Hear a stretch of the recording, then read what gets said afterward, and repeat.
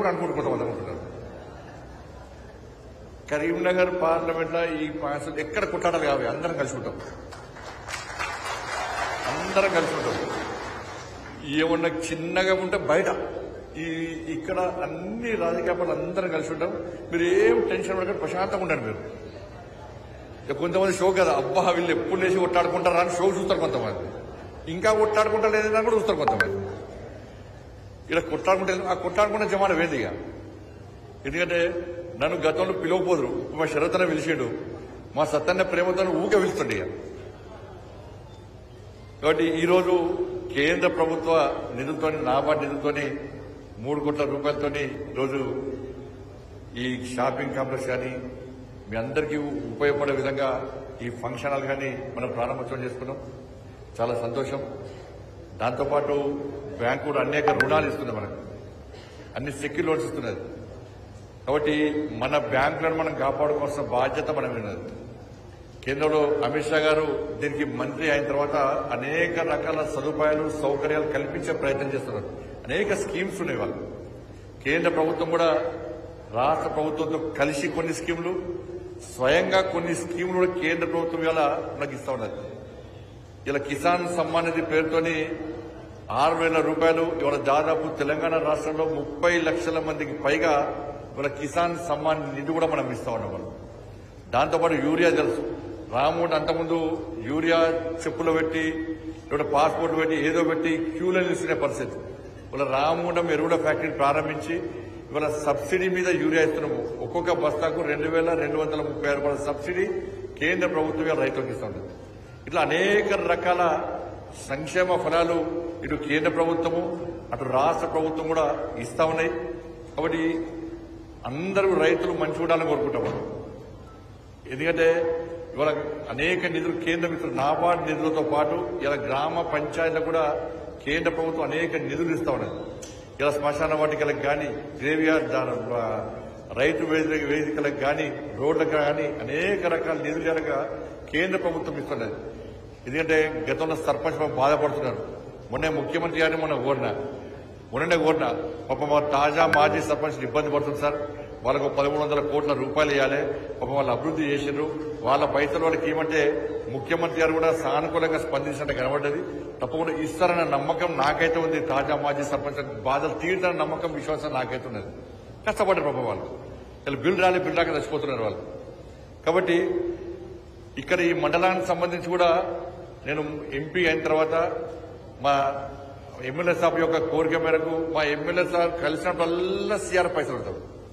మొదదానికేమో ఆ గన్నేరువరం బేగంపేట రోడ్ అయిపోయింది. ఇక రోడ్ చేసినాక మళ్ళీ ఇప్పుడేం స్టార్ట్ చేసిండు. ఇప్పుడు గన్నేరువరం ఆ డ్యాంలోకి వెళ్ళి బ్రిడ్జ్ కట్టాలట. పొద్దున్నే ఎప్పుడన్నా మీటింగ్లో కలిస్తే అన్న బ్రిడ్జ్ అవుతుందా, చేయించావా? ఇప్పుడు రాంగా కారు దిగిన వెంటనే బ్రిడ్జ్ అవుతుందా కాదా? మళ్ళా నేను ఆ బ్రిడ్జ్కి పేరు నీ పేరే పెడతాను అని చెప్పిన. కాబట్టి తప్పకుండా అందరం ఇక వేదిక భాను ప్రసాదరావు గారు కానీ వారు కూడా చాలా సబ్జెక్టు, చాలా అవగాహన వ్యక్తి, సమస్యల మీద అవగాహన వ్యక్తి, అనేక విషయాల్లో ఎప్పటికప్పుడు స్పందించేటువంటి భాను ప్రసాదరావు గారు. శ్రీకాంత్ రెడ్డి గారు ఫస్ట్ నుంచి ఒక ఫైటర్. తెలుగు గతంలో టీడీపీలో ఉన్నప్పుడు కూడా, టీఆర్ఎస్ లో ఉన్నప్పుడు కూడా అనేక సమస్యలతో ఫైట్ చేసిన వ్యక్తి. తెలంగాణ ఉద్యమంలో కూడా చురుకైన పాత్ర పోషించిన వ్యక్తి. ఇక మా శరత్ రావు గారు ఫస్ట్ మావోడే. ఇప్పుడు దానిలో వేణా కూడా ఎప్పుడు మాత్రం ఉంటుండే.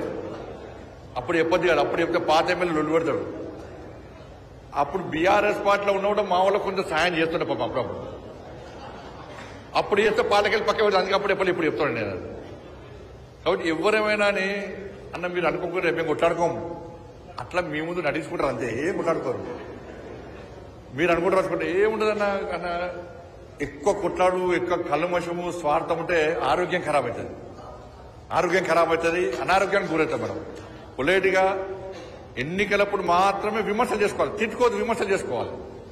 ఎన్నికల తర్వాత నాకు మీరే ఓట్లేస్తారు, బీజేపీ నాకు ఓట్లేసారు, మోడీ గారు చూసి ఓట్లేసారు, సత్యనకు మీరే ఓట్లేస్తారు, శరత్ రావుకు మీరే ఓట్లేస్తారు, మీరే ఓటేస్తారు. మీ ఓట్లతో మేము గెలుస్తాం. మాకు ఎవరు పాకిస్తాన్ బంగ్లాదేశ్ ఓట్లు వేయలే, నాకు వాళ్ళు కూడా వేరే వాళ్ళు మీరు ఓట్లేస్తాం గెలుస్తాం. కానీ ఒక మంచి ఆలోచనతో ప్రజలు మమ్మల్ని గెలిపించారు కాబట్టి అదే ఆలోచనతో మీకు సేవ చేసే అదృష్ట అవకాశం మాకు వచ్చింది కాబట్టి అదే దృక్పథంతో మేము పనిచేస్తూ ఉంటాం. ఈ కరీంనగర్ జిల్లాలో అన్ని పార్టీల నాయకులు కలిసే ఉంటున్నాం. ఎక్కడ ఎలాంటి భేషజాలు లేకుండా, ఎలాంటి విమర్శలు ప్రతి విమర్శలు తావు లేకుండా ఇప్పటి వరకు ఉన్నాము.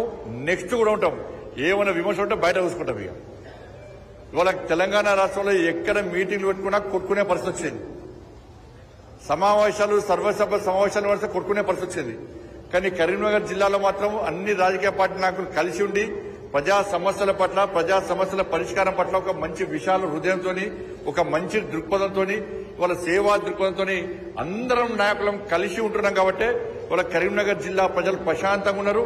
అభివృద్ధి కూడా ఆ స్థాయిలో జరుగుతున్నది. ఎందుకంటే అందరం కలిసి ఉన్నాం కాబట్టి రాబోయే రోజుల్లో కూడా అందరం కలిసి ఉంటాం. ఇటు కేంద్ర ప్రభుత్వ నిధులు కానీ, ఇటు రాష్ట్ర ప్రభుత్వ నిధులు కానీ అన్ని రకాల నిధులు తీసుకొచ్చి అందరం కూడా కలిసి మీ సమస్యలను గుర్తించడం, మీ సమస్యలను ప్రభుత్వం దృష్టి తీసుకురావడం, ఆ సమస్యల పరిష్కారం కోసం అందరం కలిసికట్టుగా కృషి చేస్తామని చెప్పి అందరికీ విజ్ఞప్తి చేస్తూ, తప్పకుండా అందరూ లోన్లు తీసుకోండి. దయచేసి లోన్లు తీసుకున్న వాళ్ళు వెంటనే కట్టే ప్రయత్నం చేస్తే ఇంకొకరికి లోన్లు ఇస్తారు.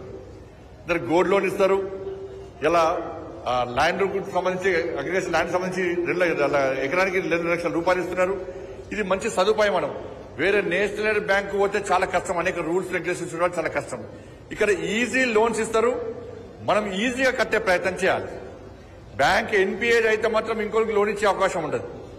చాలా మంది వాళ్ళు లోన్ ఇచ్చాక మళ్ళీ రుణమాఫీ చేస్తారని ఎదురు చూడకండి. కట్టండి ఫస్ట్, ఇబ్బంది చేయరు రుణమాఫీ మర్చిపోండి. కాబట్టి ఇబ్బందులు వస్తాయి. కాబట్టి అప్పుడు ఇటువంటి సంస్థలను మనం ఉపయోగించుకోవాల్సిన అవసరం ఉంది.